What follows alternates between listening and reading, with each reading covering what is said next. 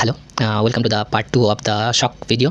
Hypovolaemic shock আর cardiogenic শকের মধ্যে যে ডিফারেন্স এটা আমরা আগে আলোচনা করে ফেলেছি। এখন আমরা আলোচনা করব নিউরোজেনিক শক আর anaphylactic shock. First neurogenic shock. দেখো নামের মধ্যে আছে নিউরো, মানে এখানে আমার নার্ভের ইস্যু আছে। আমার কল্পনা করে একটা সিচুয়েশন যেখানে স্পাইনাল কর্ডের ডাইসেকশন হয়ে গেছে। মিনস এখানে আমার যে সিম্প্যাথেটিক সিস্টেম পুরো আমার শাটডাউন হয়ে গেছে। সিম্প্যাথেটিক সিস্টেম শাটডাউন হওয়ার জন্য আমার সমস্ত কিছু কমে যাবে।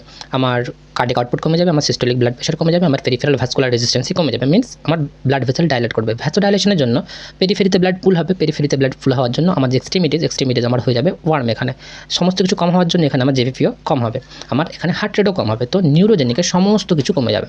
ফোর্থ ওয়ান যেটা হলো অ্যানাফাইলেকটিক শক, অ্যানাফাইলেক্সিস কন্ডিশন। সাপোজ কল্পনা করে একটা সিচুয়েশন যেখানে আমার মিসম্যাচ ব্লাড ট্রান্সফিউশন হয়েছে। মিসম্যাচ ব্লাড ট্রান্সফিউশনের জন্য অ্যালার্জিক রিয়াকশন হবে, হিস্টামিন রিলিজ হবে। হিস্টামিন কী করবে? ভ্যাসোডাইলেশন করবে। সেম গল্প, ভ্যাসোডাইলেশনের জন্য পেরিফেরিতে ব্লাড পুল হবে, তার জন্য আমার এক্সট্রিমিটিজ ওয়ার্ম হবে। বাকি সমস্ত কিছু এখানে কমবে, সিস্টোলিক বিপি কমবে, কার্ডিয়াক আউটপুট কমবে।